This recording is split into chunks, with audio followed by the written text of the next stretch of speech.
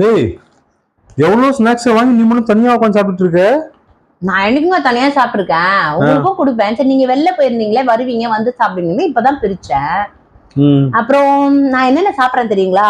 மாச்சில், இன்னட்டு, அப்புறம் மெதுவன், வெதுப்பி, அதுக்கப்புறமா வந்து அனிச்சம், இதெல்லாம் நான் சாப்பிடுறேன். என்ன இது பேரெல்லாம் புதுசாகுது?